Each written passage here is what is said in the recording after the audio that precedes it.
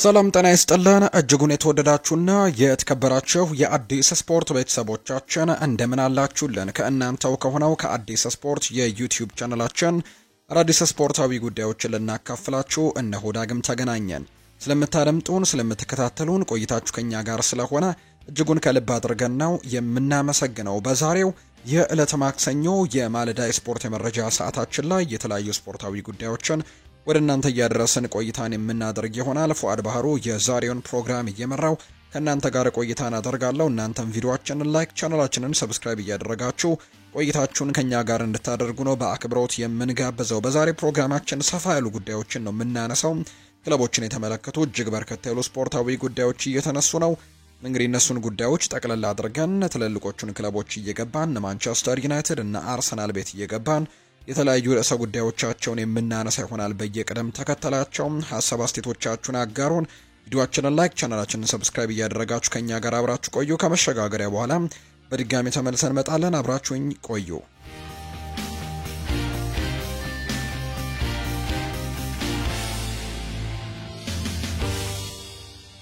ወደ ቀዳሚው ጉዳያችን እናምራ። ማንቸስተር ዩናይትድን የተመለከቱ ስፖርታዊ ጉዳዮችን በማንሳት ነው የምንጀምረው። ቤንጃሚን ሼስኮ በካሪንግተን ይቆያል ተብሏል። እንግዲህ ተጫዋቹ በሳምንቱ መጨረሻ ማንቸስተር ዩናይትድ በ11ኛው ሳምንት ባደረገው የፕሪሚየር ሊግ ጨዋታ ከቶትንሃም ሆትስፐርስ ጋር በነበረ ጨዋታ ጉዳት ገጥሞት ከሜዳ መውጣቱ ይታወሳል። በማንቸስተር ዩናይትድ አካባቢ የሚገኙ ሰዎች የዚህ ተጫዋች ጉዳት ያን ያክል የከፋ አይደለም ብለው ሀሳቦቻቸውን ሰጥተዋል። መጀመሪያ ላይ ግን አሰልጣኝ ሩበን አሞሪምን ጨምሮ ሌሎችም ሰዎች ምናልባት ጠንከር ያለ ጉዳት ሊሆን እንደሚችል ግምቶቻቸውን ሰጥተው ነበር። ነገር ግን አሁን ላይ የቅርብ ሰዎች የሚባሉት ሰዎች የሚያምኑት ያን ያክል ለረጅም ጊዜ ከቡድኑ ያርቀዋል ብለው እንደማይገምቱ ነው መረጃዎች እየወጡ የሚገኙት። በዚህም መሰረት ግን በቅርቡ የኢንተርናሽናል ብሬክ ነውና በስሎቬኒያ ብሔራዊ ቡድን በቅርቡ በሚያደርጋቸው ጨዋታዎች ላይ የቤንጃሚን ሼስኮን ግልጋሎት አያገኝም። ቤንጃሚን ሼስኮ በዛው በካሪንግተን ይቆያል ተብሎ እንደሚጠበቅም ነው መረጃዎች የወጡት። የማንቸስተር ዩናይትድ የፊት መስመር አጥቂ የሆነው ቤንጃሚን ሼስኮ ወደ ብሔራዊ ቡድኑ እንደማያመራም ተረጋግጧል። በሳምንቱ መጨረሻ ጉዳት ያጋጠመው ሼስኮ በብሔራዊ ቡድን ጨዋታዎች እረፍት ወቅትም በካሪንግተን እዛው እንደሚቆይ ነው የተረጋገጠው። ማንቸስተር ዩናይትዶች ቤንጃሚን ሼስኮ ያጋጠመው ጉዳት ከባድ ይሆናል የሚል እምነት እንደሌላቸው ነው አሁንም እየተጠቆመ የሚገኘው። ይፋዊ ነገሮች እስካሁን በይፋ ባይወጡም ነገር ግን አሁንም ቢሆን ቤንጃሚን ሼስኮ ግን ያን ያክል ጠንከር ያለ ጉዳት ደርሶበታል ብለው እንደማይገምቱ ነው የማንቸስተር ዩናይትድ ሰዎች እየተነገረ የሚገኘው። የስሎቬኒያ ብሔራዊ ቡድን አሰልጣኝ በሰጡት አስተያየትም ከማንቸስተር ዩናይትድ የደረሰን ምንም አይነት መልእክት የለም ሲሉ ጭምር ነው እንደተናገሩት። አሰልጣኙ አክለውም የብሔራዊ ቡድናችን የሕክምና ቡድን ጉዳዩን እንዲመለከተው እንፈልጋለን ሲሉ ጭምር ተናግረዋል። ነገር ግን ከማንቸስተር ዩናይትድ የደረሰን አንድም መልእክት የለም ሲሉ ጭምር ነው የተናገሩት። ነገር ግን ተጫዋቹ ከብሔራዊ ቡድን ስብስብ ውጭ መደረጉም ጭምር ነው ትላንትና ይፋ የተደረገው። ስለዚህ ቤንጃሚን ሼስኮ በጉዳቱ ምክንያት በቀጣይ ጊዜያት በኢንተርናሽናል ብሬክ ወቅት በዛው በካሪንግተን ቆይቶ ከጉዳቱ ለማገገም ጥረቶችን እንደሚያደርግ ነው መረጃዎች እየወጡ የሚገኙት። የስሎቬኒያ ብሔራዊ ቡድን አሰልጣኝ የሆኑት ማትቻስ ኬክ ይባላሉ። እኚህ ሰው ስለ ቤንጃሚን ሼስኮ ሲናገሩ ከትልቅ ክብር ጋር እንደ ማንቸስተር ዩናይትድ ካለ ትልቅ ክለብ ትንሽ ከባድ ነው። እኛ እስካሁን ምንም ነገር አልሰማንም፣ አልነገሩንም ሲልም ጭምር ነው የተናገረው። እኛ በይፋ ምንም የደረሰን ነገር የለም፣ ምን ዶክመንትም ሆነ ምንም ደብዳቤም ስለ ጉዳቱ የሚገልጽ አንድም ነገር አላደረሱንም። እኛ የራሳችን የሕክምና ቡድን አባላት አሉን፣ በጉዳዩ ዙሪያ ተሳታፊ እንዲሆኑ እንፈልጋለን።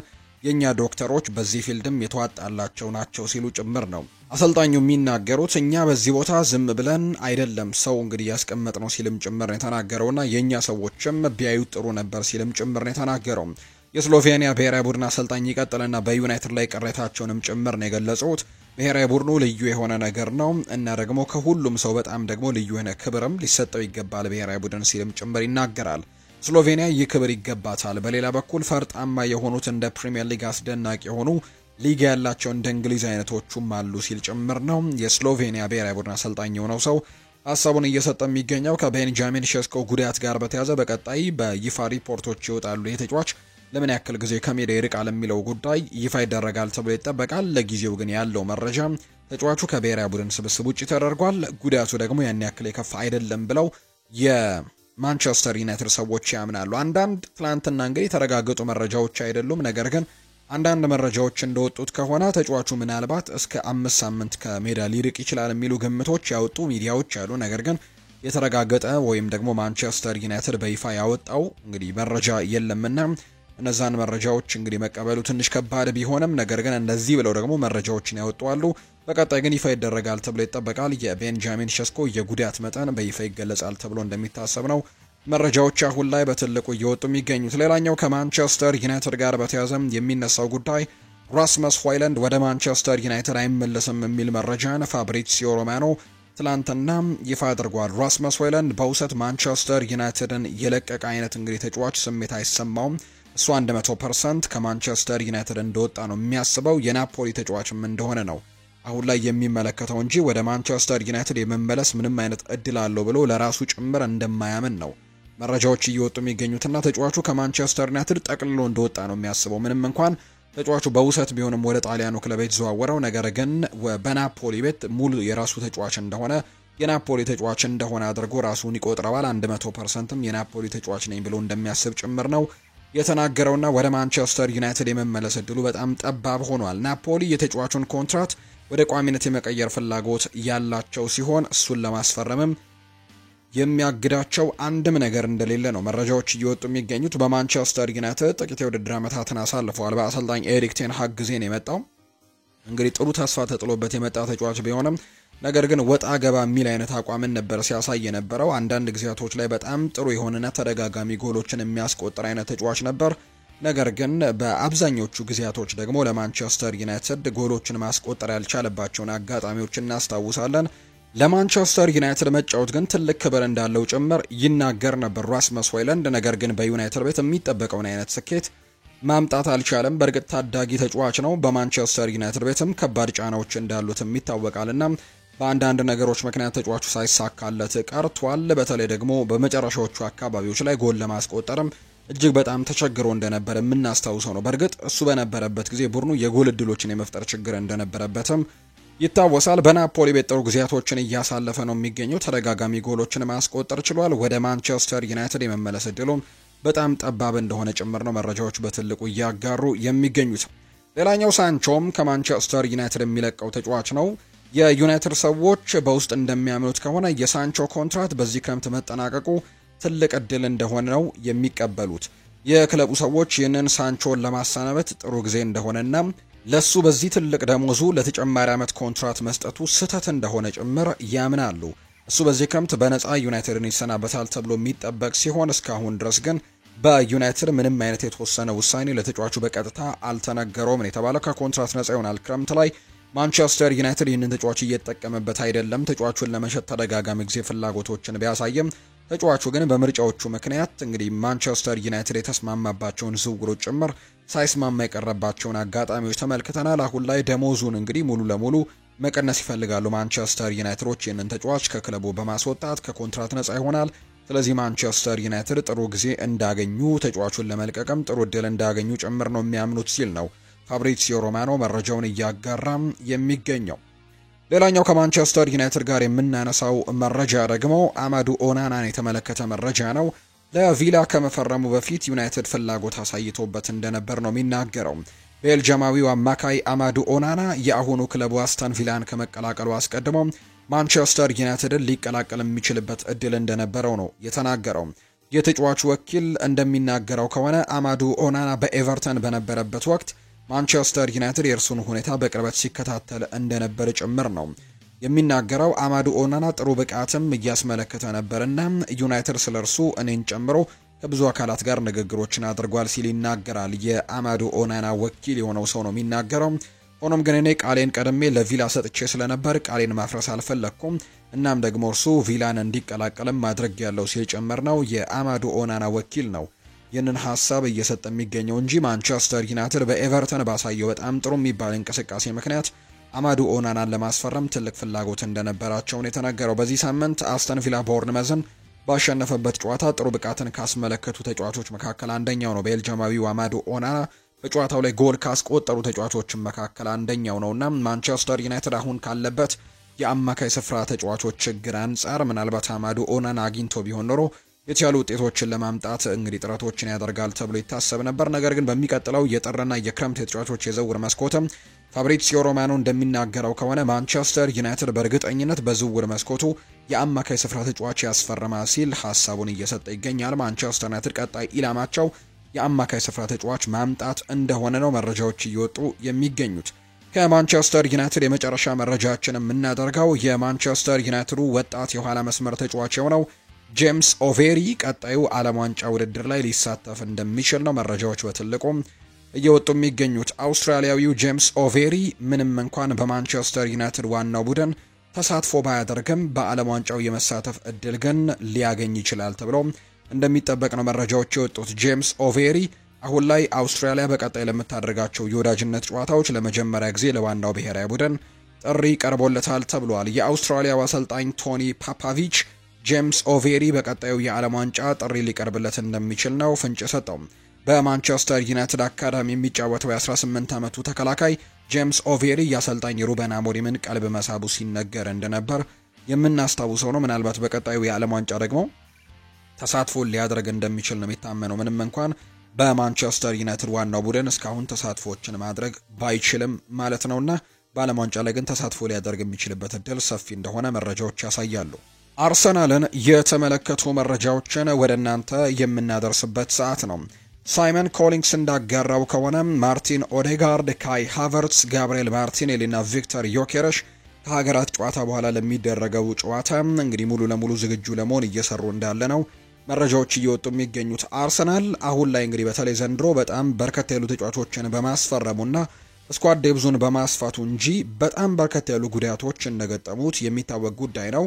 እነዚህ በጣም ወሳኝ የሚባሉ ተጫዋቾች እንግዲህ እነ ኦዴጋርድ፣ እነ ሃቨርትስ፣ እነ ማርቲኔሊ፣ ዮኬሬሽ እንዲሁ ኖኒ ማንዱዌኬን ጨምሮ ሌሎችም በጣም ወሳኝ የሚባሉ ተጫዋቾች ጉዳት እንደገጠማቸው የሚታወቅ ጉዳይ ነው። በርከት ያሉ ጉዳቶችን አስተናግዷል። በተለይ በማጥቃት በኩል ላይ በማጥቃት ላይ ተሳትፎን የሚያደርጉ ተጫዋቾች ላይ። ነገር ግን ቡድኑ ያለው ስኳድ ዴብዝ ግን ያንን ነገር በደንብ እንዳንመለከቱ አደረገን እንጂ በጣም ወሳኝ የሚባሉ ተጫዋቾች ጉዳት ላይ ነው የሚገኙት። በቅርቡ ግን እንደሚመለሱ ዘገባዎች እያሰፈሩ ይገኛሉ። በተለይ እንዳልኳችሁና ኦዴጋርድ፣ ሃቨርትስ፣ ማርቲኔሊ እና ቪክተር ዮኬሬሽ በቅርቡ በሚደረገው ከኢንተርናሽናል ብሬኩ ሲመለሱ ከባድ ጨዋታዎች ይጠብቋቸዋል። አርሰናሎች በፕሪሚየር ሊጉ የሰሜን ለንደን ደርቢ ጨዋታን ከቶተንሃም ጋር ነው የሚያደርጉት። በአውሮፓ ቻምፒየንስ ሊግ ከባየር ሚኒክ ጋር ጠንከር ያለ ፉክክር ይጠብቃቸዋል እና እነዚህን ጨዋታዎች እንግዲህ ለማድረግ የእነዚህ ወሳኝ ተጫዋቾችን ከጉዳት ለመመለስም በትልቁ እየሰሩ እንዳለ ነው ሳይመን ኮሊንግስ መረጃውን እያጋራ የሚገኘው። ሌላኛው ጉዳት ላይ የሚገኘው ጋብሪኤል ሄሱስ እንደሆነ ይታወቃል። እሱም እንግዲህ አምና ኤሲኤል ጉዳት ደርሶበት ረጅም ጊዜያቶች ከቡድኑ ጋር እንዳልነበር የምናስታውሰው ነው። አምና አጋማሽ አካባቢ ላይ ነው የጉዳት የገጠመው። እስካሁን ድረስ ወደ ቡድኑ እስካሁን ድረስ አልተመለሰም። ጋብሪኤል ሄሱስ አሁን ላይ ቢመለስ እንኳን በጣም ከባድ እንደሚሆንበት በርካቶች ያምናሉ። ነገር ግን ለስኳድ ዴብዝ ደግሞ በጣም ጥሩ ተጨማሪ ሊሆን እንደሚችል ያምናሉ በርካቶች። ነገር ግን የጥር ተጫዋቾች የዝውውር መስኮት ላይ ይለቃሉ ተብሎ ከሚጠበቁ ተጫዋቾች መካከል አንደኛው ነው። ምናልባት ከጉዳቱ አገግሞ በጣም በጥሩ አቋም ላይ መሆን የሚችል ከሆነ የተለያዩ ክለቦችን ቀልብ መሳብ የሚችልበት እድል ይኖረዋል። ምክንያቱም በክረምት የዓለም ዋንጫ ይደረጋል እና በዛ የዓለም ዋንጫ የካርሎ አንቸሎቲ የብራዚል ብሔራዊ ቡድን ስብስብ ውስጥ ለመካተት በጣም ትልቅ ትግል ማድረግ ይኖርበታል። ብራዚል በርከት ያሉ የማጥቃት አማራጮች ስላሏት ማለት ነውና ጋብሪኤል ሄሱስ በቅርቡ ነው ሙሉ ለሙሉ ልምምድ ማድረግ የጀመረው። እናም የፈረንጆቹ አዲስ ዓመት ሳይገባ ይመለሳል የሚል እምነት እንዳለ ጭምር ነው ሳይመን ኮሊንግስ መረጃውን እያጋራ የሚገኘውና በቅርቡ ወደ ሜዳ ሊመለስ የሚችልበት እድሉ እንዳለ ጭምር ነው የተናገረው። የቀድሞ የማንቸስተር ዩናይትድ ተጫዋች የሆነው ዌይን ማርክ ሩኒ ለዋንጫ እድል ስላላቸው ቡድኖች አንዳንድ ሀሳቦቹን እያጋራ ይገኛል። አሁን ላይ ሊቨርፑል ከባድ እንደሚሆንበት አስባለሁ፣ የፕሪሚየር ሊጉን ዋንጫ እንደ አምነው ማሳካት ሲል ጭምር ይናገራል። አርሰናል በሳምንቱ መጨረሻ ነጥብ እንደጣለ አውቃለሁ፣ ነገር ግን አጠቃላይ ብቃታቸውን ስመለከት ግን አሁንም የሊጉ መሪ እንደሆኑ ማወቅ አለብን። በአንጻሩ ደግሞ ማንቸስተር ሲቲ እየመጣበት ያለው ሁኔታን ስትመለከቱ ለሊቨርፑል በጣም አስቸጋሪ ያደርገዋል። ለአርሰናልም ትልቅ ተፎካካሪ የሚሆነው ማንቸስተር ሲቲ ነው ሲል ጭምር ነው ዌይን ማርክ ሩኒ ሀሳቡን እየሰጠም የሚገኘው። አሁንም የውድድር ዘመኑ መጀመሪያ ላይ ነው የምንገኘው። ገና 27 ያክል ሳምንታት እንደሚቀሩ መዘንጋት የለብንም። እንግዲህ የመጀመሪያዎቹ ሳምንታት ላይ ነን። ነገር ግን እኔ እንደማስበው ከሆነ አሁን ሁለቱ ቡድኖች ማለትም አርሰናልና ማንቸስተር ሲቲ ናቸው የሊጉ ዋንጫ ተፋላሚዎች እንደሚሆኑ እምጠብቃቸው ሲል ጭምር ይናገራል ዌይን ማርክ ሩኒ። አርሰናል ማንቸስተር ሲቲ ስለመምጣትም ትንሽ ይጨነቃል። ነገር ግን ከሁለቱ አንዱ ሻምፒዮን ይሆናሉ ብዬ አስባለሁ። ምናልባትም ግምቴን ወደ አርሰናል ላመዝን እችላለሁ ሲልም ጭምር ነው ዌይን ማርክ ሩኒ እየተናገረ የሚገኘው። ነገር ግን የፕሪሚየር ሊግ ዋንጫ ከሁለቱ ቡድኖች እንደማያልፍና ከሲቲና ከአርሰናል በጣም ትልቅ ትንቅንቅን እንደሚጠብቅ ጭምር ነው እየተናገረ የሚገኘው። የቀድሞ የማንቸስተር ዩናይትድ ተጫዋች ዌይን ማርክ ሩኒ ነው ይህንን ሀሳብ የሰጠው። የሊጉ የመጀመሪያ ሳምንታት ላይ የፕሪሚየር ሊግ ዋንጫን ያነሳል ተብሎ ከፍተኛ ግምት ተሰጥቶት የነበረው ሊቨርፑል አሁን ላይ ከጊዜ ወደ ጊዜ መንሸራተቱን ተያይዞታል። መጥፎ የሚባሉ ውጤቶችን በማምጣት ላይ ነው የሚገኘው። ይህም ከባድ አድርጎበታል። የፕሪሚየር ሊጉን ዋንጫ ለማሳካትም በጣም ከባድ እንደሚሆን ነው የሚታመነው። አሁን ላይ 8ኛ ደረጃ ላይ ነው የተቀመጠው። ከሊጉ መሪ አርሰናልም በ8 አካባቢ ነጥቦችም እንደሚርቅ ነው የሚታወቀውና ከባድ ጊዜያቶችን እያሳለፈ ነው የሚገኘው። ስለዚህ ሊቨርፑል ከባድ ይሆንበታል ተብሎ እንደሚጠበቅ ነው መረጃዎች የሚያሳዩት። የዋንጫው ግምት አሁን ላይ ወደ አርሰናልና ወደ ማንቸስተር ሲቲ ያጋደለ ይመስላል። በአብዛኞቹ ጋዜጠኞች ግምት አርሰናል ዋንጫውን እንደሚያነሳ ይታመናል። ነገር ግን ከጨዋታው በኋላና ማንቸስተር ሲቲ እያሳየ ካለው ደግሞ ትልቅ ግስጋሴ አንጻር የዋንጫ ግምቱ በሁለቱ ክለቦች መካከል አንደኛው እንደሆነ አብዛኞቹ ተንታኞች እየተናገሩ ይገኛሉ። በተለይ ሲቲዎች ሊቨርፑልን ማሸነፋቸውን ተከትሎ የሚሰጣቸውን ግምት ለዋንጫው የሚሰጣቸውን ግምት በደንብ ከፍ እንደሚያደርግላቸው ምንም ጥያቄ የሚኖረው አይመስልምና የቀድሞው የማንቸስተር ሲቲ ተጫዋች የነበረው ማይከል ሪቻርድስ እና እንዲሁ ደግሞ ጋሪ ሊኒከር አንዳንድ ጉዳዮቻቸውን በእነዚህ ነገሮች ላይ ሀሳቦቻቸውን ሰጥተዋል። ጋሪ ሊኒከር ሲናገር በዚህ ወቅት ላይ የፕሪሚየር ሊጉ አሸናፊን መገመት በጣም ከባድ ነው። በተለይ ቅዳሜ ጨዋታ እንኳን ከተመለከታችሁ ከሆነ ሰንደርላንድ ከአርሰናል እንግዲህ አፍ ውስጥ 2 ነጥቦችን ነጥቀዋል። ሲቲዎች ካሳዩት የአቋም መዋዠቅ ተላቀው ደግሞ አሁን ላይ እያሳዩ ለሚገኙት ትልቅ አቋም ደግሞ ለዋንጫ ተፎካካሪ መሆናቸውን ማሳያ ነውና ከመሪው አርሰናልም የ4 ነጥብ ልዩነት ነው ያላቸው። ስለዚህ በጣም ከባድ ትንቅንቅ በሁለቱ ቡድኖች መካከል እንመለከታለን ሲል ጭምር ነው ጋሪ ሊኒከር ሀሳቡን እየሰጠ የሚገኘው። ሌላኛው የቀድሞ ሲቲ የተከላካይ ስፍራ ተጫዋች የነበረው ማይክል ሪቻርድስ ሲናገር እውነት ነው በዚህ ወቅት ለመገመት በጣም ከባድ ነው። ምክንያቱም አሁን ላይ ግምታችን አርሰናል ዋንጫውን ለማንሳት ተቃርቧል ብለን ነው። ነገር ግን ማንቸስተር ሲቲዎች ደግሞ ድምጻቸውን አጥፍተው ዋንጫውን ለማንሳት እየታገሉ ነው። ሲቲዎች ከዚህ ቀደም እንደነበራቸው አቋም የተሻሉ ባይሆኑም ዋንጫውን ለማንሳት ግን ተስፋ እንዳላቸው በደንብ አሳይተውናል። በሳምንቱ መጨረሻ ሊቨርፑልን ባሸነፉበት ጨዋታና ለአርሰናል በጣም ቀላል ይሆናል ብዬ አልጠብቅም። አሁን ላይ ባለፉት ሳምንታት አርሰናል ብቻውን በረጅም ርቀት እንግዲህ እየመራ ነበርና አሁን ላይ ግን ሲቲ እያስመለከተ የሚገኘው አቋምና ድምጹን አጥፍቶ እየመጣበት ያለው መንገድ በጣም ስጋት የሚፈጥር ነው ለሌሎቹ ክለቦች ሲልም ጭምር ነው ሀሳቡን የሰጠው ማይክል ሪቻርድስ እና ውጤቱን መገመት ወይም ስለ ዋንጫው መገመት አሁን በጣም ከባድ ይሆናል ሲልም ጭምር ነው ሀሳቡን እየሰጠም የሚገኘው። ከአስቸጋሪ ጊዜ ጉዳት በኋላ ወደ ሜዳ በመመለስ የተሻለ በመጫወትና ከክለብ አጋሮቹ ጋር ጥምረት በመፍጠር በተመልካቾቹና በደጋፊዎቹ ዘንድ ተቀባይነት ያገኘው የኢኳዶር ብሔራዊ ቡድን ተጫዋች የሆነው ፒየሮ ሂንካፒዬ አንዳንድ ጉዳዮቹን አጋርቷል መረጃውን። በተለይ ተጫዋች በባየር ሌቨርኩዘን በሻቪ አሎንሶ ስር በጣም ወርቃማ ከሚባለው የባየር ሌቨርኩዘን ስብስብ አንደኛው ነው። ጀርመን ቡንደስሊጋን ሲያሸንፉ በተለይ ሲያሸንፉ የዋንጫውን እንግዲህ ያለምንም ሽንፈት ሲያሸንፉ አንደኛው ተጫዋች እንደነበር ይታወሳል። በርካቶችም የሚያደንቁት አይነት ተጫዋች ነውና ቆይታን አድርጓል። ከቲኤንቲ ስፖርት ከሚባል ሚዲያ ጋር ነበር ቆይታን ያደረገውና አንዳንድ ጉዳዮችን አንስቷል። ወደ አርሰናል ከመጣ በኋላ እኛ ትልቅ ስብስብ አለን እና ሁሉንም ነገር ማሳካትም እንፈልጋለን። ይህንን ለማድረግ ደግሞ ጠንክረን እየሰራን ነው። በልምምድ ሜዳዎች ላይም የምንችለውን ሁሉ እያደረግን ነው። ታዲያ በልምምድ ሜዳ ላይ ያሳየነው ጥምረት በሜዳ ላይ በተሻለ መንገድም ለማሳየት እየሞከርን እንገኛለን ሲልም ጭምር ነው ፒየሮ ሂንካፒዬ እየተናገረ የሚገኘው። እንደሚታወቀው ከተፎካካሪ ክለቦቻችን ጋር ትልቅ ፉክክር ይጠብቀናል። ይህ ፉክክር ደግሞ በተሻለ መንገድ ለመፈጸም እንደሚያስችለን ትልቅ ተጫዋቾችም አሉን። በክለቦች መካከል ጤናማ ፉክክር መኖሩ ደረጃችንን ከፍ እንድናደርግም ይረዳናል። አንድ ቡድን ለደጋፊው ማሳየትም የፈለገውን ነገር በሚገባ ማሳየትም ይችላል ሲልም ጭምር ነው የተናገረው። አሁን ላይ በጥሩ ሁኔታ ላይ ነኝ። የዓለም ዋንጫ ማጣሪያ ጨዋታዎችን ለማድረግም ወደ ሀገሬ አመራለሁ። ነገር ግን አሁን ላይ እንግዲህ ድጋሚ እምሰጠው ለክለቤ ነገሮች ይኖሩኛል። በአርሰናል ቤት የተሻለ አፈጻጸም በማሳየት በተሻለ አቋም ላይ ሆኜም ወደ ሀገሬ መወከል እፈልጋለሁ። ለዓለም ዋንጫ መጫወት ህልሜ ነው። ነገር ግን አሁን ላይ ቅድሚያ የምሰጠው ትኩረቴ ክለቤ ላይ ነው፣ አርሰናል ላይ ነው ሲልም ጭምር ነው የተናገረው። ፒየሮ ሂንካፒዬ ነው ይህንን ሀሳብ እየሰጠም የሚገኘው።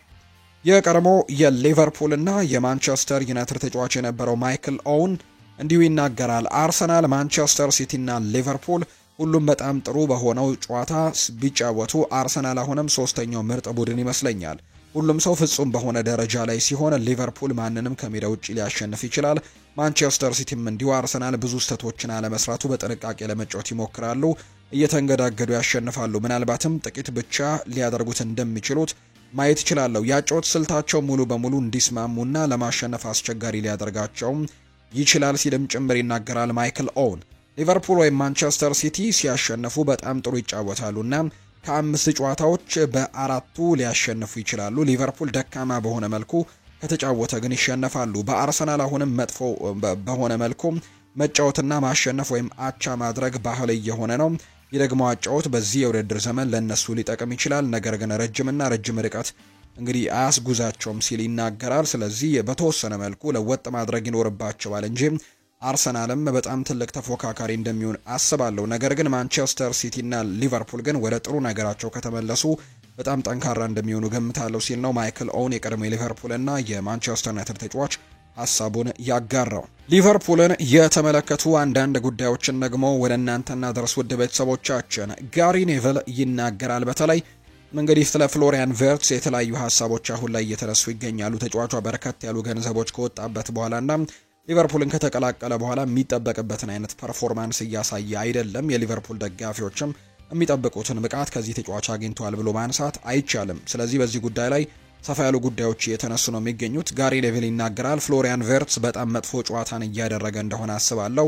ማለት የልጁ ተሰጥኦ እንዳለው አውቃለሁ። በጣም ጥሩ ተጫዋች ነው። በቴክኒክ በጣም ጎበዝ ነው። ነገር ግን ከማንቸስተር ሲቲ ጋር በነበረው ጨዋታ ከማቲያስ ኑኔስን ማሸነፍ እንኳን አልቻለም ነበር። በሜዳ ላይ እየሮጠ ነበር፣ ነገር ግን በጥራት ረገድ ግን ምንም ነገር አላቀረበም። አፈጻጸሙ በጣም አሳሳቢና ደካማ እንደሆነ ተመልክቻለሁ ሲል ነው ጋሪ ኔቭል የሚናገረው። ፍሎሪያን ቨርትስ ችግር ነው፣ እውነቱን እንነጋገር ችግር ነው። ዋጋው 120 ሚሊዮን ፓውንድ ነው፣ ነገር ግን በሜዳ ላይ እንዳለ ትንሽ ልጅ ይመስላል። ይህ ደግሞ ተቀባይነት የሌለው ጉዳይ ነው ሲል ጋሪ ኔቭል ይናገራል። እሱ ምርጥ የጀርመን ተጫዋች ነው፣ ነገር ግን ከማንቸስተር ሲቲ ጋር በነበረው ጨዋታ ለትልልቅ አካላዊ ጨዋታዎች ከተጋጣሚ ተጫዋቾች ደረጃ በጣም ያነሰ እንደሆነ ተመልክቻለሁ። ወደ ቅርጹ መመለስ እንዲችል በፍጥነት ማዘጋጀትና ያንን የትግል መንፈስም በውስጡ ማስገባት ይኖርባቸዋል። ተስፋ መቁረጥ የለባቸውም፣ ነገር ግን ከሱ ምርጡን ለማግኘት መንገድ መፈለግ ይኖርበታል አሰልጣኝ አርነ ስሎት ሲልም ጭምር ነው ጋሪ ኔቭል የተናገረውና ተጫዋቹ ተሰጥኦ እንዳለው ምንም ጥያቄ የለውም። ነገር ግን በሊቨርፑል እስካሁን እንግዲህ ብልጭ የሚያደርግ እንግዲህ አቋምን ማሳየት እንዳልቻለ ነው ዘገባዎች የሚያሳዩት። ከዚህ ውጭ ግን አንድ ሀሳብን አጋርቷል። የቀድሞ አሰልጣኙ ነው አንድ ሀሳብን የሰጠውም። እንግዲህ የጀርመን ብሔራዊ ቡድን አሰልጣኝ የሆኑት ዩሊያን ናግልስመን አንድ ሀሳብን አጋርተዋል ከዚህ ተጫዋች ጋር በተያያዘ። ዩሊያን ናግልስመን ሲናገሩ በዚህ ዓመት ክለቡ ሙሉ በሙሉ የተረጋጋ አይደለም። ሊቨርፑል እሱ የሚፈጥራቸው እድሎችን ለማስቆጠር ሊረዳው ይችላል። ያ ደግሞ አንዱ ሀሳብ ነው ሲልም ጭምር ነው የተናገረው። ዩሊያን ናግልስመን ነው ይህንን ሀሳብ እየሰጠ የሚገኘው። ቨርጂል ቫን ዳይክም እንዲሁ አንድ ሀሳብን አጋርተዋል። እስካሁን በብዙ ምክንያቶች አስቸጋሪ የውድድር ዘመንን አሳልፈናል አውቃለሁ፣ ነገር ግን ይህንን መቀየር እንደምንችል እርግጠኛ ነኝ ሲልም ጭምር ነው የተናገረው። ይህንን ሀሳብ የሰጠው ቨርጂል ቫን ዳይክ ነው። ሊቨርፑል ለፕሮፌሽናል ጨዋታ ዳኞች ጎል የተሻረው በግላዊ ውሳኔ ምክንያት እንደሆነና ያንን እንደማይቀበሉ ነግሯቸዋል። የህጉ አፈጻጸም ግልጽ እንደሆነና ጎሉን ለመሻር የሚያስፈልጉት መስፈርቶች እንደሌሉ ስለሚያምኑ ጎሉ መጽደቅ ነበረበት የሚል መረጃን ዘ አትሌቲክ ይፋ አድርጓል። በተለይ በሳምንቱ መጨረሻ ከማንቸስተር ሲቲ ጋር ባደረጉት ጨዋታ ላይ ቨርጂል ቫን ዳይክ በጭንቅላት ገጭቶ ጎል አስቆጥሮ ነበርና በዛ እንቅስቃሴ ላይ አንድሪ ሮበርትሰን ግብ ጠባቂውን እይታ ጋርዷል ወይም እንግዲህ እንቅስቃሴዎችን አድርጓል ከጨዋታ ውጪ በሆነ አቋቋም ላይ ሲል በዛ ምክንያት ጎሉ መሻሩ ይታወሳልና ያ ነገር ለሊቨርፑሎች የተዋጠ አልሆነም። በርካታ ክርክሮችንም አስነስቷል። ቨርጂል ቫን ዳይክም እንዲሁ ቅሬታዎቹን ሲያቀርብ እንደነበረ የምናስታውሰው ነው። ነገር ግን የዳኝነት ስህተቶች እንደነበሩበት አንዳንድ ሰዎች ቢያነሱም ዳኛው ግን የጎሉን እንግዲህ መሻራቸው የምናስታውሰው ጉዳይ ነውና ይህም በርካታ ውዝግቦችን እንዳስነሳ ነው ዘገባዎች ያሳዩት። ሊቨርፑልም ቅሬታቸውን እያቀረቡ እንደሚገኙ ጭምር ነው መረጃዎች በትልቁ አሁን ላይ እየወጡም የሚገኙት። የቸልሲን ጉዳዮች ደግሞ ወደ እናንተና ድርስ የሮሚዮ ላቪያን ጉዳይ ነው በቸልሲ ቤት የምንመለከተው። ይህ ተጫዋች ከሳውዝሃምፕተን ቸልሲን ከተቀላቀለ በኋላ ታለንቱ ጥሩ እንደሆነ በርካቶች ያነሳሉ። በቼልሲ በሚኖርባቸው ጨዋታዎች ላይም ጥሩ እንቅስቃሴዎችን እንደሚያሳይ በርካቶች ያምናሉ። ነገር ግን ተጫዋቹ ተደጋጋሚ ጉዳቶች የሚያጠቁት ተጫዋች ከመሆኑ ጋር በተያያዘ በጣም ጥያቄዎች እየተነሱ ነው የሚገኘው። ባለፈው እንኳን በነበረው ጨዋታ ጉዳት አስተናግዶ በቻምፒየንስ ሊግ ጨዋታ ላይ ጉዳት አስተናግዶ ከወጣ በኋላ አሰልጣኝ ኤንዞ ማሬስካ አንድ ግልጽ ሀሳብን ተናግረዋል። ለሮሚዮ ላቪያ እኛ አዝነናል፣ ወይም ደግሞ አዝነናል ብቻ ሳይሆን የተጠቀሙት ቃል እንግዲህ እኔ አፍሬ ያለው ለሮሚዮ ላቪያ ሲል ጭምር ነው የተናገረውና ተደጋጋሚ ጉዳት እንደሚደርስበት ይታወቃል። የቼልሲው የመሃል ሜዳ ተጫዋች ሮሚዮ ላቪያ ባለፈው ሳምንት በተደረገ የቻምፒየንስ ሊግ ጨዋታ ጉዳት ማስተናገዱ የሚታወስ ነው። ይህንን ተከትሎ ሮሚዮ ላቪያ ቢያንስ ለአንድ ወር ከሜዳ ሊርቅ እንደሚችል መረጃዎች እየወጡ ይገኛሉ።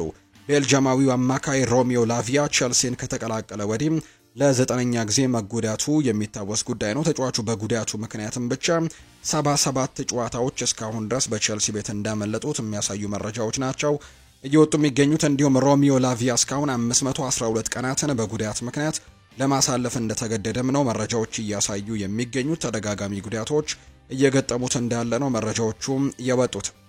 ጆን ቴሪም እንዲሁ ይናገራል። ጋርናቾ ሌሎች የክንፍ አጥቂዎች የማይሰጡትን ነገር ይሰጠናል ብዬ አስባለሁ ሲል ጆን ቴሪ ይናገራል። በተለይ ጋርናቾ በዚህ ሳምንት ከወልቭስ ጋር ባደረጉት ጨዋታ በጣም ጥሩ የሚባል እንቅስቃሴ ነው ማሳየት የቻለው። ፍጥነቱ ለቼልሲ በጣም ጠቃሚ እንደነበረ ተመልክተናል። 2 አሲስቶችንም ማድረጉን የምናስታውሰው ጉዳይ ነው። በዚህ ሳምንት ቼልሲ 3-0 በሆነ ውጤት ሲያሸንፍና በጣም ጥሩ ጊዜያቶችን እያሳለፈ ነውና ጆን ቴሪም እንዲሁ ተናግሯል። ጋርናቾ ሌሎች የክንፍ መስመር ተጫዋቾች የማይሰጡትን ነገር እሱ ይሰጠናል ብዬ አስባለሁ ሲል ጭምር ነው የተናገረው። ፔድሮ ኔቶም ጎል ያስቆጠረው አንደኛው ተጫዋች ነው። በጋርናቾ በጣም ደስ ብሎኛል፣ ለኛ ጥሩ ስራን ሰርቶልናል። እሱ በጣም ጠንክሮ እየሰራ ነውና በቡድን ውስጥም እድል እያገኘ እንዲሁ እድሉንም እየተጠቀመበት ነው። በወልቭስ ጨዋታ 2 አሲስቶችን ያደርጎልናል። ከዛ ቀድሞ ደግሞ በቻምፒየንስ ሊግ ጎል አስቆጥሯል። እኛ በሱ በጣም ደስተኞች ነን። በሱ በጥሩ ሁኔታ እየተስተካከለ ነው። እኛም ደግሞ ከኳስ ጋርም ሆነ ከኳስ ውጪ ለቡድኑ ጠንክሮ እየሰራ መሆኑን ማየት ትችላላችሁ። እሱ በጣም ጥሩ ስራዎችን እየሰራ እንደሆነ በደንብ አውቃለሁ ሲልም ጭምር ነው ፔድሮ ኔቶ የቡድን አጋሩ ስለ አሌሃንድሮ ጋርናቾ አንዳንድ ጉዳዮችን እያጋራ የሚገኘው። ሌላኛው ጆን ኦቢ ሚኬል ነው ሀሳቡን የሰጠው። ለጋርናቾ የተከፈለው 40 ሚሊዮን ፓውንድ እጅግ በጣም ጥሩ ቢዝነስ ይመስለኛል ሲል ጭምር ይናገራል። ለምን ወደ ክለቡ እንደመጣ ነው በወልቭስ ጨዋታ ላይ በደንብ አሳይቶናል። ስለዚህም ለጋርናቾ የተከፈለው 40 ሚሊዮን ፓውንድም እጅግ በጣም ጥሩ ቢዝነስ ነው ሲልም ጭምር ነው የተናገረው ጆን ኦቢ ሚኬል። የሪያል ማድሪድን ጉዳዮች ወደ እናንተ እናደርስ ውድ ቤተሰቦቻችን። ማድሪድ ተጫዋቾቹ ጉዳት እንዳጋጠማቸው ይፋ ተደርጓል። ሪያል ማድሪድ ቤልጂያማዊው ግብ ጠባቂ ቲቦ ኮርቶባና እንዲሁ ደግሞ ዩራጓዊ ፌዴሪኮ ቫልቬርዴ ጉዳት እንግዲህ አጋጥሟቸዋል የሚሉ መረጃዎችም እየወጡ እንደነበር የምናስታውሰው ጉዳይ ነው። በተለይ በራዮ ቫይካኖ ጨዋታ ላይ ጉዳት ገጥሟቸዋል። በመጨረሻዎቹ ሰዓታት ላይ ምቾት ሳይሰማቸው ነው ሲወጡ እንደነበሩ የተመለከት ነውና በዚህ መሰረትም ሁለቱ ተጫዋቾች ጉዳት እንደገጠማቸው ይፋ እንደተደረገ ነው ዘገባዎች የሚያሳዩት። ቤልጂያማዊው ግብ ጠባቂ ቲቦ ኮርቶባ ጉዳት እንዳጋጠመው በይፋም ሪያል ማድሪድ ይፋ አድርጎታል። ይህንን ተከትሎ ቲቦ ኮርቶባ የቤልጂየም ብሔራዊ ቡድንን እንደማይቀላቀል ነው ይፋ የተደረገው። ሌላኛው ጉዳት ገጥሞታል ተብሎ የተዘገበው ደግሞ ፌዴሪኮ ቫልቬርዴ ነው። የጡንቻ ጉዳት እንዳጋጠመውና ለ10 ቀናትም ከሜዳ እንደሚርቅ ነው የተዘገበው። ስለዚህም ፌዴሪኮ ቫልቬርዴም ከብሔራዊ ቡድኑ ጨዋታ እረፍት በኋላ ወደ ሜዳ ይመለሳል ተብሎ ይጠበቃል። እሱም የዩራጓይ ብሔራዊ ቡድንን አይቀላቀልም ተብሎ ነው የሚታሰበው። ስለዚህ ቲቦ ኩርቱዋና እንዲሁ ፌዴሪኮ ቫልቬርዴ ከኢንተርናሽናል ብሬኩ ሲመለሱ ለሪያል ማድሪድ እንግዲህ የሚሰለፉ ይሆናል ተብሎ ይጠበቃል። ከጉዳታቸውም ያገግማሉ ተብሎ ይጠበቃል። ሁለቱ ተጫዋቾች ግን ጉዳት እንደገጠማቸው ነው የሪያል ማድሪድ ትላንትና መረጃውን ይፋ ያደረገው። ኬሊያን ምባፔ ላይ ደጋፊዎች ተቃውሞዎችን እያቀረቡበት እንደሆነ መረጃዎች እየወጡ ይገኛሉ። በርከት ያሉ የሪያል ማድሪድ ደጋፊዎች በኬሊያን ምባፔ ደስተኛ አለመሆናቸው ነው በማህበራዊ ሚዲያ ላይ እየተገለጸ የሚገኘው። በተለይ እንደምናውቀው ኤምባፔ ዘንድሮ በስፓኒሽ ላሊጋ ጭምር ከፍተኛ ግብ አስቆጣሪ ነው። በርከት ያሉ ጎሎችን ዘንድሮ እያስቆጠረ የሚገኝ ተጫዋች ነው።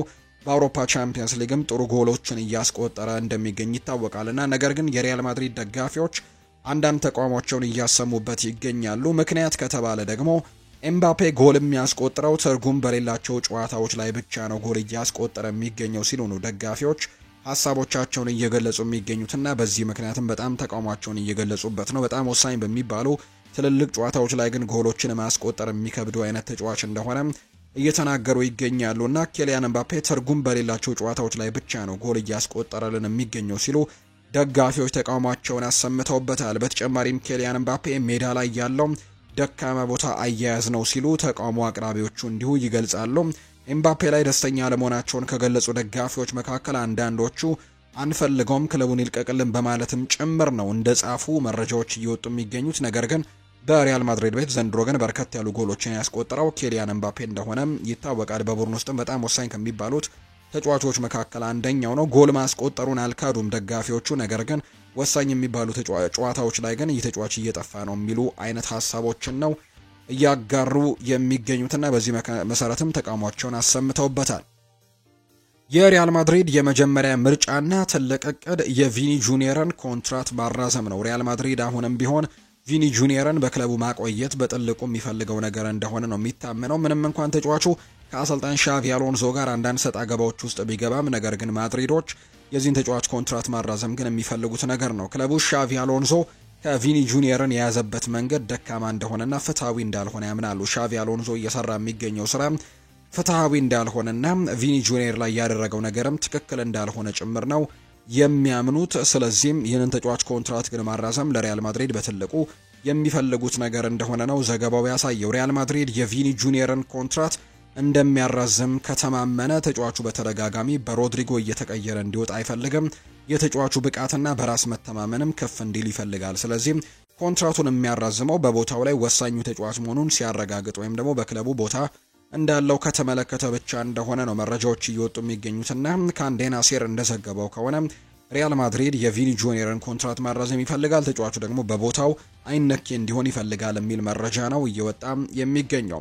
የሪያል ማድሪድ ተጫዋቾች እንደሚናገሩት ከሆነ ግን ሻቪ አሎንሶ ከቡድኑ ጋር ያላስማሙት ሁለት ዋና ዋና ጉዳዮች ናቸው በማለት መረጃዎች እየወጡ ይገኛሉ። ኢኤስፒኤን እንዳስነበበው ከሆነ እንግዲህ ሻቪ አሎንሶ በሪያል ማድሪድ መልበሻ ክፍል ውስጥ አንዳንድ ነገሮች እየገጠሙት እንዳለና በተለይ ከቪኒ ጁኒየር ጋር ከተጋጨ በኋላ ደግሞ በጣም ከባድ እንደሆነበት ነው በርካታ መረጃዎች እያነሱ የሚገኙትና አንዳንድ የመረጃ ምንጮች እንደተናገሩት ከሆነ ሻቪ አሎንሶ ከቡድኑ ጋር ያለስማማው ሁለት ጉዳዮች እንዳሉ ነው። አንዳንድ ተጫዋቾች ከልክ ያለፈ መረጃ፣ ቋሚ እርማቶችና በጣም ረጅም የሆኑ የቪዲዮ ክፍለ ጊዜዎችም ተጫዋቾች ላይ ቅሬታ እንደፈጠረ ይነገራል። እነዚህ ነገሮች ተጫዋቾችን በጣም እያሰለቸ እንደሚገኝ ነው መረጃዎች የሚያሳዩት። ሌሎች ተጫዋቾች ደግሞ ሻቪ የመልበሻ ክፍሉን ስብዕና በሚገባ እያስተዳደረ አይደለም ብለውም ያምናሉ። ሻቪ አሎንሶ በሪያል ማድሪድ የዕለት ተዕለት እንቅስቃሴውም ከባድ እንደሆነበት ጭምር ነው ኢኤስፒኤን የተባለው የመረጃ ምንጭ እየተናገረ የሚገኘው። እንግዲህ ጋሬት ቤል ተናግሮታል። ባለፈው እንግዲህ አንድ ሀሳብን ሰጥቶ ነበር።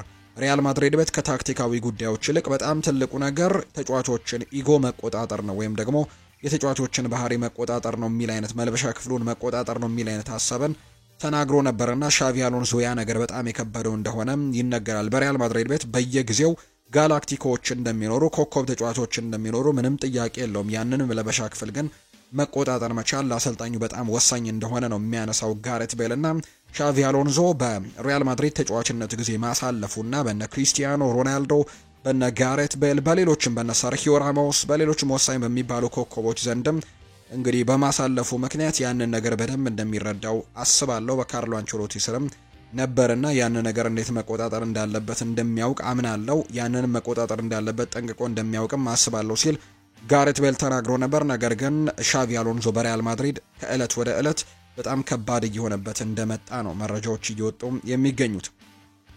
ሻቪ አሎንሶ በኤል ክላሲኮ ጨዋታ ከቪኒ ጁኒየር ጋር ከተፈጠረው አለመግባባት በኋላ በመልበሻ ክፍል ተቆጣጣሪነቱ በትንሹ አጥቶታል ወይም ደግሞ የተወሰነ ማጣቶች እንዳለ ነው እየተገለጸ የሚገኘው። ያ ነገር ከተፈጠረ በኋላ በጊዜው በቪኒ ጁኒየር ጉዳይ ላይ ክለቡ በይፋም ከዣቪ ጎን አልቆመም። ከቀናት በኋላ ደግሞ የቪኒ ወኪል የሆነው ቪኒ በየጨዋታው ተቀይሮ የሚወጣ ከሆነ ወይም ደግሞ ቤንች የሚቀመጥ ከሆነ ኮንትራት እንደማያራዝም ለክለቡ መናገሩን ተከትሎ ከዛን ቀን ጀምሮ ሻቪ ውሳኔዎቹ ላይ ወደ ኋላ ሲያፈገፍግም እየተመለከትን ነው። ቪኒንም ሙሉ 90 ደቂቃዎችን ለማጫወትም እየተገደደ እንዳለ የሚያሳዩ መረጃዎች እየወጡ ነው የሚገኙትና ሪያል ማድሪድ የዚህን ተጫዋች ኮንትራት ማራዘም ይፈልጋል። ቪኒ ደግሞ የሚፈልገው በቋሚነት መጫወትን ነውና ሻቪ አሎንሶ እንደዚህ ቀይሮ የሚያስወጣው ከሆነ ቤንች ላይ የሚያስቀምጠው ከሆነ ኮንትራቱን እንደማያራዝም ነው ወኪሉ በይፋ የተናገረው። ስለዚህም ደግሞ ተጫዋቹ እንግዲህ በሻቪ አሎንሶ ላይ በጣም ትልቅ ተጽዕኖዎችን እያሳደረ እንደሚገኝና ሻቪም መልበሻ ክፍሉን መቆጣጠር በጣም እያቃተው እንደሆነ ጭምር ነው ካንዴና ሴር የተባለው የመረጃ ምንጭ እየተናገረ የሚገኘው። ሌላኛው ከሪያል ማድሪድ ጋር የሚነሳው ጉዳይ ሮድሪጎ ጉዋይሽ በሪያል ማድሪድ እየተሰጠ ባለው የጨዋታ ደቂቃ ደስተኛ አይደለም። ስለዚህም በጥር ተጫዋቾች የዝውውር መስኮት የመልቀቅ ዕድል ይኖረዋል ተብሎ እንደሚታሰብ ነው ኢኤስፒኤን የብራዚሉ መረጃውን እያጋራ የሚገኘው። ይህንን ተጫዋች ለማስፈረም የሚፈልጉ በርከት ያሉ የእንግሊዝ ክለቦች አሉ። በክረምቱ እንኳን ይህንን ተጫዋች ለማስፈረም ትልቅ እንቅስቃሴዎች ነበሩ። አሁንም ቸልሲ፣ አርሰናል እና ሲቲ ይህንን ተጫዋች ለማስፈረም በጣም በትልቁ እንቅስቃሴዎችን ያደርጋሉ ተብሎ እንደሚጠበቅ ነው መረጃዎች በትልቁ እየተጋሩ የሚገኙት። ማንቸስተር ሲቲን ደግሞ የተመለከቱ መረጃዎችን ወደ እናንተ እናደርስ ውድ ቤተሰቦቻችን። ፔፕ ጓርዲዮላ ይናገራል። እንደገና እናገራለሁ፣ በጥቅምት ወይም በህዳር ወር የፕሪሚየር ሊጉ ዋንጫን አታሸንፍም ሲል ጭምር ነው የተናገረው። ቡድኖች በየወሩ ሲሻሻሉ ያሸንፋሉ፣ እየተሻሻሉ እንደሆነ ደግሞ ሲሰማቸው በመጨረሻም ወደ ላይ መድረስና ለዋንጫው መታገል ይችላሉ። በህዳር ወር ከፍተኛ ደረጃ ላይ መሆን ይችላሉ፣ ነገር ግን እየተሻሻሉ መሄድም ይኖርባቸዋል ሲል ጭምር ነው የተናገረው። ምክንያቱም እኛ ዋንጫውን ስናሸንፍ እንደዚያ ነበረን፣ ያደረግነው መሸነፍም አቻ ዋጋ አስከፍሎናል። እናም ደግሞ እኛ አሁን ላይ በተመሳሳይ መንገድ ላይ እንዳለንም ይሰማኛል ሲል ጭምር ነው የሚናገረው። አርሰናል ከሰንደርላንድ ጋር አቻ ተለያይተዋል። እነዚህን ነገሮች ሊከሰቱ ይችላሉ። እናም ብዙም አልተገረምኩም፣ ምክንያቱም ሰንደርላንድ በጣም ጥሩ ቡድን ስለሆነና በዚህ ወቅትም ጥሩ እንቅስቃሴ ሲያደርጉ ስለቆዩና እሱንም ስለማውቅ ነው። እኔና አርነ ስሎት ምናልባትም ለራሳችን በመጨረሻም ነጥብ ጥለው በዛ ላይ ደግሞ 2 ጎሎችን ተቆጥሮባቸው ልንል እንችላለን። ነገር ግን እኔ ከጨዋታው በፊት ተጫዋቾች እንዲያሸንፉ ነግሬያቸው ነበር። አርሰናል ነጥብ ስለጣለ ሳይሆን ከሻምፒዮኖቹ ጋር እየተጫወተን ስለሆነና በራሳችን ማመን ስላለብን ነው።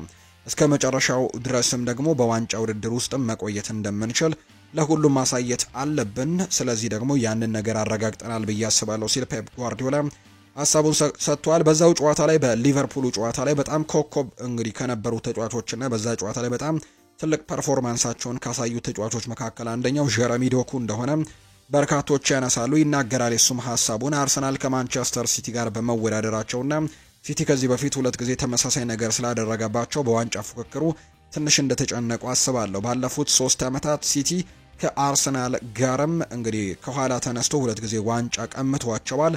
ሲቲ ሊቨርፑልን ያሸነፈበት መንገድ በራሱ መልእክትም ነበረው ሲል ነው የሚናገረው። ጄሚ ካራገር ነው ይህንን ሀሳብ እየሰጠም የሚገኘው። ውድ ቤተሰቦቻችን ሊቨርፑል ቻምፒየን ነበር፣ ነገር ግን ሲቲ ደግሞ በሚያምር ሁኔታ አሸንፈዋል። አርሰናል አዲስ ባደገው ቡድን ነጥቦችን ካጣ በኋላ በሲቲና በሊቨርፑል መካከል የተደረገው ጨዋታ አቻ እንዲሆን ተስፋ አድርገው ነበር ወደ ሜዳ የገቡት እንግዲህ ሲደግፉ የነበሩት ወይም ደግሞ ሲመለከቱ የነበሩ ጨዋታውን። ነገር ግን ሲቲ ማሸነፍ ብቻ ሳይሆን በሚያምር ሁኔታ ማሸነፉን አይተዋል እና ምናልባትም ዋንጫውን የማሸነፍ እድል ያገኙበትን 2 ጊዜም እያሰቡ ሊሆን ይችላል። በሚቀጥለው 2 ሳምንታት ለነሱ ረጅም ጊዜያቶች ይሆናሉ። አሁንም አርሰናል በዚህ ዓመት በፕሪሚየር ሊጉ ካዩዋቸው ምርጥ ቡድን እንደሆነ አውቃለሁ።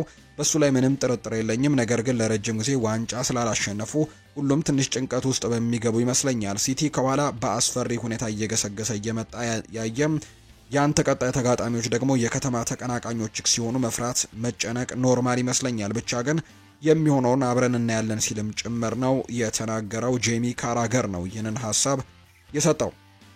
ጀረሚ ዶኩ ሀሳቡን ሰጥቷል። በዚህ ዓመት ለእኔ የተለየ ነገር ነው። በህይወቴ ውስጥም ፈጣሪ መኖሩ ነው። የእሱ መገኘት ከኔ ጋር ነው። እሱ ተደግፌ ያለ ፍርሃትና ያለ ጥርጥር መጫወት ፈልጋለሁ። የ23 ዓመት ልጅ ነኝ። እናም ደግሞ ይህ ገደብ እንዳልሆነ ተስፋ እናደርጋለን። እስካሁን ፍጹም ተጫዋች አይደለውም። ብዙ ነገሮች ይቀሩኛል። ጎሎችን ማስቆጠር፣ አጨራረስ፣ ክሮስ፣ ብዙ ነገሮችን ገና መላመድ ይኖርብኛል። እንዲህ ካሉ ተጫዋቾችና እንደ ፔፕ ካለ ደግሞ ምርጥ አሰልጣኝ ጋር መሆኔ ተከትሎ በደንብም ለመሻሻል የሚያስችል እንደሚሆን ተስፋ አደርጋለሁ ሲል ይናገራል። አሁን ላይ 23 ዓመት ዕድሜ ላይ ይገኛለሁ። ምርጥ አቋሜ ላይ አይደለሁም። ነገር ግን በተቃራኒ ቦክስ ውስጥ በማደርገው ውሳኔ አሰጣጥ ላይ ከዚህ የበለጠ መሻሻል አለብኝ። እናም አሁንም ቢሆን የለውጥ ስራዬን አልጨረስኩም። ከምርጥ አሰልጣኝ ጋርም ከቡድን አጋሮቼ ጋር በመሆንም እንደምሻሻል ተስፋ አደርጋለሁ ሲልም ጭምር ነው ጀረሚ ዶኩ እየተናገረ የሚገኘው። ያለፈው ጨዋታ ላይ ጎል አላስቆጠርኩም፣ አሲስት አላደረኩም ብዬ ራሴ ላይ መቼም አላዝንም። ዛሬ ደግሞ ለምሳሌ ጎል ወይም አሲስት ባላደርግ እንኳን በጣም ደስተኛ ነው መሆኑ። ምክንያቱም ለእኔ ደስታዬ በሜዳ ላይ ምርጥ እንቅስቃሴ አሳይቼ መውጣት ነው። ነገር ግን ራሴ ላይ እማዝነው መጥፎ እንቅስቃሴዎችን ካሳየው ነው። ለአሲስትና ለጎልም ደንታ የለኝም ሲልም ጭምር ነው ጀረሚ ዶኩ ሀሳቡን የተናገረው። አታላንታ አሰልጣኝ ኢቫን ጁሪችን አሰናብተዋል። የጣሊያን ሴሪኤው ክለብ አታላንታ ክሮኤሽያዊውን አሰልጣኝ ኢቫን ጁሪችን ከኃላፊነት ማሰናበቱ ነው ይፋ የተደረገው። አሰልጣኝ ኢቫን ጁሪች ቡድኑ ለ15 ጨዋታዎችም ከመሩ በኋላ ከኃላፊነት ተሰናብተዋል። አታላንታ ከ11 የሊግ ጨዋታዎች ማሸነፍ የቻለው 2 ጨዋታዎችን ብቻ ነው። አሰልጣኙ ባለፈው ዓመት ሳውዛምፕተንን ለ14 ጨዋታዎች መርተው 1 ጨዋታ ነበር ማሸነፍ የቻሉት። አሰልጣኝ ኢቫን ጁሪች በዚህ ዓመት ውስጥም ከሮማ ለአሰልጣኝነታቸው ከ53 ቀናት በኋላ ተሰናበቱ። ከሳውዛምፕተን አሰልጣኝነታቸው ከ3 ወራት በኋላ ተሰናብተዋል። ከአታላንታ አሰልጣኝነታቸው ከ15 ጨዋታዎች በኋላ ነው የተሰናበቱት። ለአርጀንቲና ቦነስ አይረስ በሚገኝ አንድ ትምህርት ቤት የምታስተምረው የሂሳብ መምህርት የተማሪዎቿን ውጤት በሊዮኔል ሜሲ ምስል ነው የምትገልጸው። መምህርቷ ተማሪዎቹ ያገኙትን ውጤት በቁጥር እንግዲህ ከማሳወቅ ይልቅ በሊዮኔል ሜሲ ምስል እየተጠቀመች ደረጃ እንደምትሰጣቸው ነው የተነገረው። ደካማ ውጤት ላስመዘገበ ተማሪ ሜሲ ሲያዝን፣ እንዲሁም ደግሞ ጥሩ ውጤት ላመጣ ተማሪ ሜሲ ሲደሰት የሚያሳይ ምስል እየለጠፈች እንደምትሰጣቸው ነው የተገለጸው። ስለ ሐሳቡ አስተያየቷን የሰጠችው መምህርቷ ሐሳቡ ትልቅ ስኬትን ያስመዘገበ ነበር ስትል ትገልጸዋለች። መምህርቷ አያይዛም ተማሪዎቹ ሊዮኔል ሜሲ ዛሬ እንዲያለቅስ እንግዲህ ያደረከው ዛሬ ተደስቷል እያሉ የሚሰጡትን ምላሽ መመልከት እንደሚያስደስታትም ጭምር ነው የገለጸችው ነው የተባለው። በዘንድሮ የእንግሊዝ ፕሪሚየር ሊግ ድንቅ እንቅስቃሴን እያደረጉ ከሚገኙ ተጫዋቾች መካከል ብራዚላዊው የብሬንትፈርድ የፊት መስመር አጥቂ ኢጎር ቲዬጎ አንደኛው ነው። ተጫዋቹ ከሃላንድ በመቀጠል በሊጉ የጎል ኮከብነት ፉክክር ውስጥም በ8 ጎሎች ሁለተኛ ደረጃ ላይ የተቀመጠ ተጫዋች ነው። በተከታታይ ዓመታትም አይቨን ቶኒና ብሪያን ኤምቤሞን ያጡት ብሬንትፈርዶች ሌላኛውን ብራዚላዊ ተጫዋች ወደ ኮከብነት ለመቀየርም መስመሩን አስይዘውታል። ተጫዋቹ ባለፈው የውድድር ዓመት ከክለብ ብሩዥ ቢያስፈርሙትም ባጋጠመው የጉልበት ጉዳት ምክንያት ለወራት በጉዳት ተርቆ ቢቆይም ዘንድሮ ግን ድንቅ ብቃት እያስመለከተ እንደሚገኝ ነው መረጃዎች የወጡት። የዓለም እግር ኳስ የበላይ ፊፋ ለቀጣዩ የ2026 የዓለም ዋንጫ ውድድር በስቴዲየም አቅራቢያ የመኪና ማቆሚያ ሽያጭ መጀመሩን ይፋ ተደርጓል። ፊፋ የመኪና ማቆሚያ የሚሆነውን አንድ ቦታ ለአንድ ጨዋታ ከ75 እስከ $175 ድረስ እየሸጠ መሆኑ ተነግሯል። ፊፋ አሁን ላይ ለምድብ ጨዋታዎች መኪና ማቆሚያ ሽያጭ ያስቀመጠው ዝቅተኛ ክፍያ ከ2022 ዓለም ዋንጫ ትኬት በላይ ነው። በኳታር 2022 ዓለም ዋንጫ ውድድር ምድብ ጨዋታዎች የደረጃ 3 ትኬቶች በ$69 ነበር ሲሸጡ የነበሩት። አሁን ግን ለፓርኪንግ ከ75 እስከ $175 ድረስ እንደሚያስከፍል ነው ፊፋ ይፋ እያደረገ የሚገኘው። የተወደዳችሁና የተከበራችሁ ቤተሰቦቻችን ለዛሬ ያዝነላችሁ አዳዲስ ስፖርታዊ ጉዳዮቻችን እነዚህን ይመስላሉ። ስላደመጣችሁን፣ ስለተከታተላችሁን፣ ቆይታችሁን ከኛ ጋር ስላደረጋችሁ እጅጉን ከልብ አድርገን ነው የምናመሰግነው። ፉአድ ባህሩ የዛሬውን ፕሮግራም እየመራው ከእናንተ ጋር ቆይታን አድርጌያለሁ። በቀጣይ ፕሮግራሞቻችን ሌሎች ስፖርታዊ ጉዳዮችን አካተን በድጋሚ ተመልሰን የምንገናኝ ይሆናል። ስላደመጣችሁኝ፣ ስለተከታተላችሁኝ ቆይታችሁ ከኛ ጋር ስለነበር ከልብ አድርጌ ያመሰግናለሁ። መልካም ጊዜ እንዲሆንላችሁ ነው በአክብሮት የምመኘው።